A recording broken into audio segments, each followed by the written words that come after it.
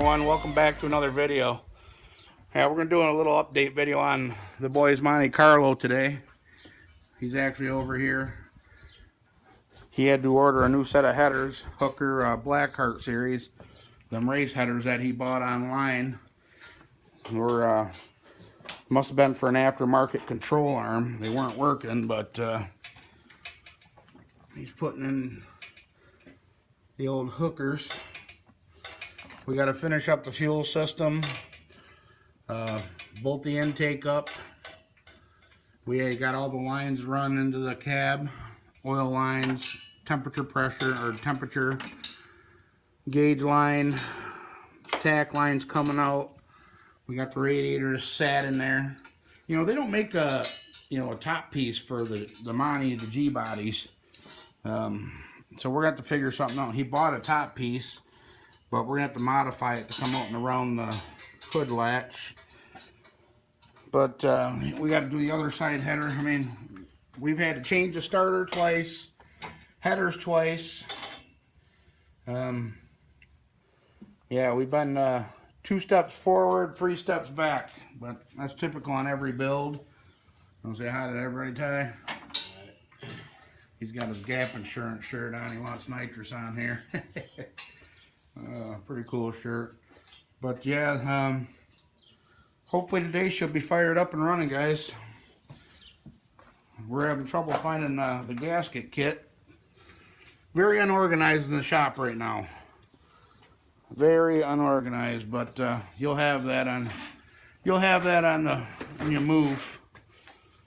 We got his shifter cable mounted to his Pro Stick, and I did some measuring on that. Hopefully that's going to work. He's got his alternator brackets and the old spare MSD ignition part for that distributor that Lloyd gave us. And hood pins we got to put on. That's later down the road. It doesn't have to be today. He's got the alternator bracket, the MSD distributor. So yeah, it's coming. It's getting closer, but oh, I never did show you. He did get his gauges mounted in there. Look pretty good. So I got to run the amp gauge yet. We got to run that up to the battery or the alternator, one of the two. Either one, whatever's going to be easiest. Or I could even find the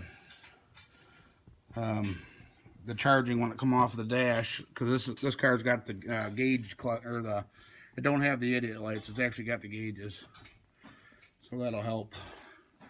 But yeah, we're getting closer. Kind of nice to have him here in the shop, giving the old man a hand on it. But yeah, the race headers, they were 1 3/4 to 2 inch stepped headers, and we were having trouble with them. You know, I even trimmed up the lower control arm a little bit, massaged it, and they were still hitting pretty hard on that. They were running into the shifting fork on the transmission. I think they were set up for an oil relocator system because it was tight on the bottom of the oil filter. I mean, we had them in there, but it was a bitch. So we're gonna try these ones. These ones seem like they're fitting pretty good. You get that bolt in? Yeah. Yeah, you always got to put that bolt in to where they're straight first. But yeah, guys, it should be fired up and running today. 81 G body. And then we're going to get it broke in, and we're going to spin it around and throw the rear end in it after it's broke in, which that'll only take an hour or two. I'm pretty good at the rear ends in these cars. My first Chevy race car, I should say, was a 78 Monte. And shit, I probably had that rear end out once a week for a while there. But alright guys, I just wanted to do a quick check-in. I'm going to put you on time-lapse a little bit, and I'm going to see if I can hunt down these gaskets. So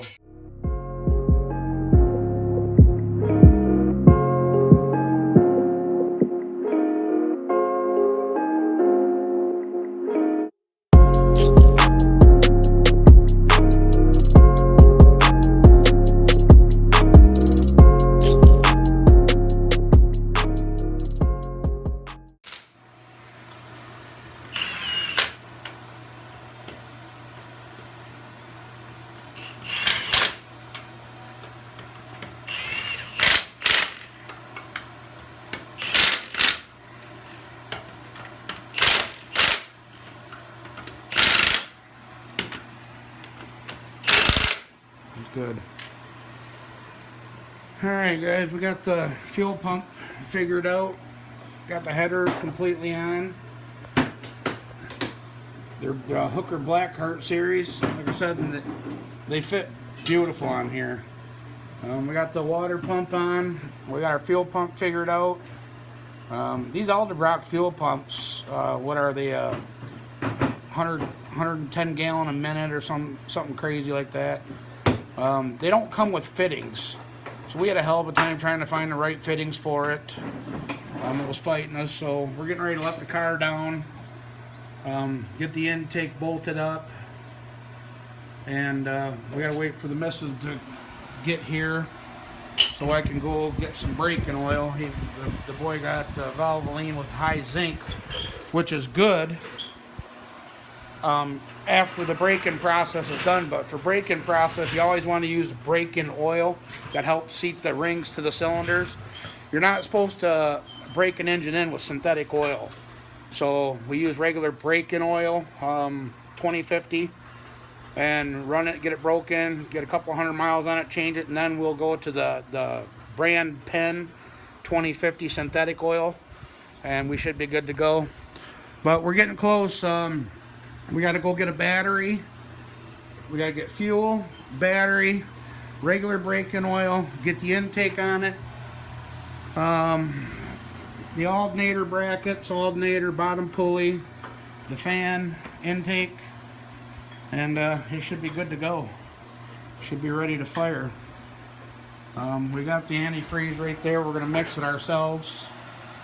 This is the oil that we're going to be using, in case anybody wants to know that Penn grade.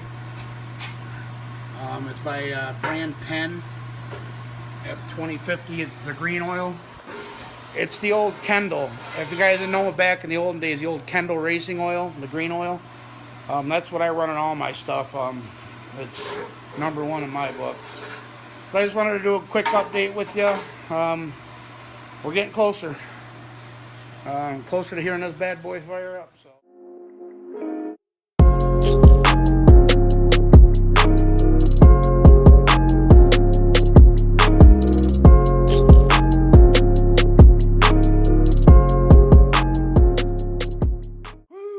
Alright guys, we got everything pretty much wrapped up.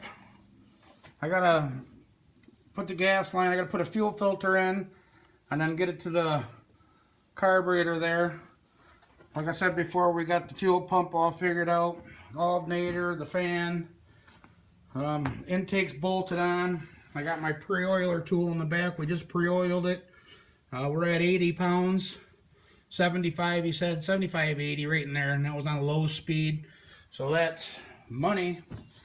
So we're probably, when it heats up in drive, it should be around 60 pounds, which is what I was shooting for on the bearing clearance.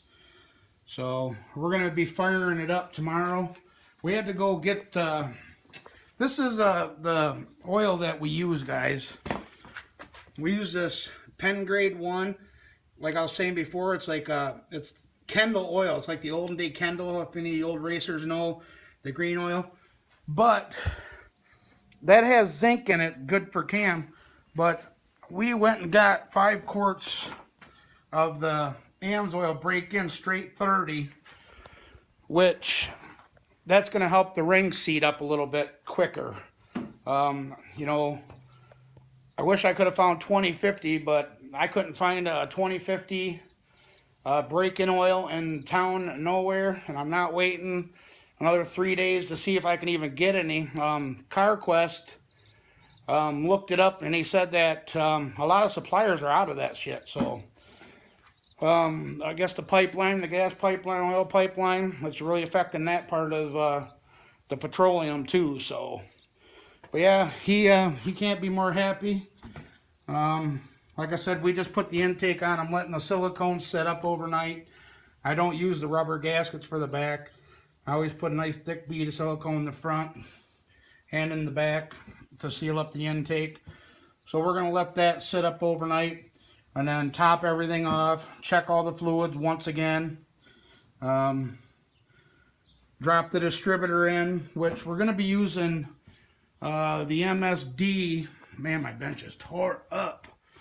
The MSD we got from Lloyd, but I'm gonna end up switching the module in it after break-in if it don't rev, because Lloyd said that there was something wrong with that distributor. It won't rev past 3,000 RPM, but it's got a rev limiter built into it. Same thing I'm running in the El Camino. It's the MSD Pro Billet HEI.